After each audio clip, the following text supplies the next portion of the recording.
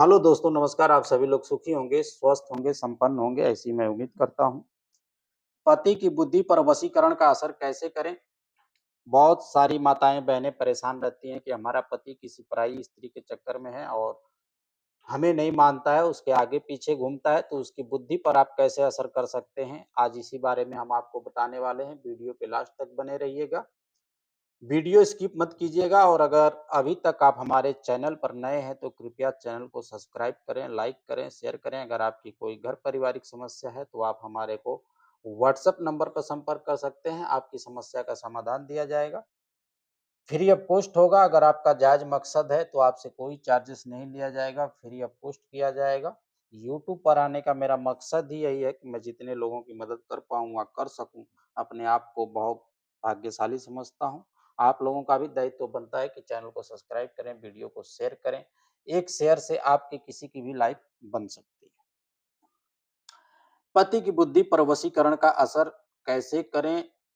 देखिए, पति अगर किसी भी माता-बहन का पति उससे बाहर जाने लग जाता है, तो उसकी समस्याएँ बहुत बढ़ जाती हैं। घर में बच्चे हों तो और समस्याएँ बढ़ जाती हैं, अगर बच्चा नहीं है तो भी अगर पति किसी और के चक्कर में पड़ गया तो स्त्री बेमौत मरना शुरू हो जाती है। तिल-तिल मरती है, इससे अच्छा तो मौत ही होती है, लेकिन ऐसी स्थिति में ना तो बहनें कुछ कह पाती किसी से, ना कुछ कर पाती हैं। अगर पति को कहती हैं तो पति मारता है, पीटता है और पराई स्त्रियों के चक्कर में पड़ा रहता है।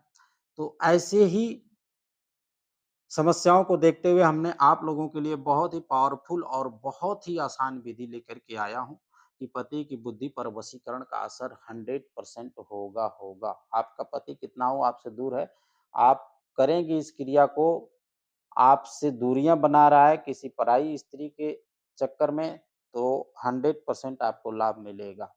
बशर्ते इस क्रिया को सुनने के लिए, समझने के लिए आपको वीडियो पूरी देखनी पड़ेगी, स्किप मत करना। देखिए, करना क्या है?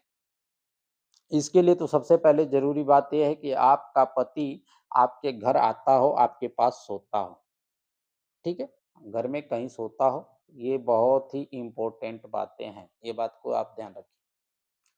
शनिवार के दिन आप जब पति सो रहा हो तो उसके चाँदी के बाल, यानी सिर के ऊपर जो भौरे होते हैं, उन भौरों के 2 बाल काट लीजिए। 2 से 3 बाल, 4 बाल, यानी आप 1 बाल भी काट पाते हैं तो बहुत अच्छी बात है, आप काट लीजिए। काटने के बाद आप उसे अपने पास रख लीजिए अच्छी तरह से सुरक्षित। शनिवार की रात को ये क्रिया करना है 12 बजे के बाद। जब पति सो जाता है तभी आपको बाल काटने हैं। काटने के बाद आप रख लीजिए। रखने के बाद रविवार को सुबह उस बाल को अपने पैरों से मसलते हुए ज़मीन पर रख दीजिए। अगर आपके घर में फर्श है तो फर्श पे रख दीजिए, कोई दिक्कत नहीं। टाइल है, टाइल्स पर रख दीजिए, कोई दिक्कत नहीं। आप पैर से, अपने दाहिने पैर से मसलते हुए उस बाल को घर से बाहर फेंक दें।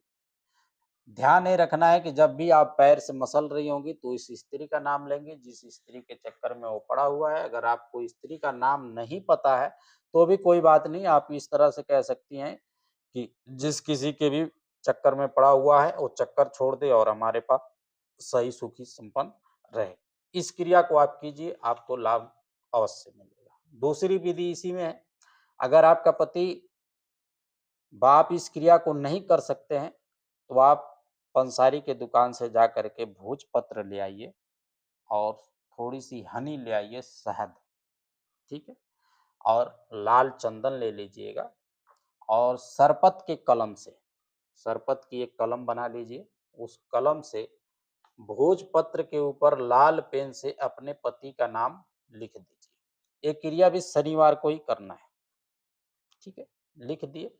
लिखने के बाद आप उसको शहद की शीशी में डाल दीजिए और उस शहद की शीशी को छुपा करके कहीं रख दीजिए। आप देखिएगा धीरे-धीरे आपके रिश्ते ऑटोमेटिक सुधर जाएँगे। 20 से 21 दिन में आपका पति पराई स्त्री का चक्कर छोड़ देगा। बहुत ही पावरफुल और बहुत शक्तिशाली दोनों विधियाँ हैं। दोनों में से आप कोई भी एक कर सकते हैं, नहीं अगर आप दोनों कर लेते हैं तो और अच्छी बात है। 100% का लाभ मिलेगा आपको, इसमें ऐसी कोई बात नहीं है। मिलते हैं अगली वीडियो में, तब तक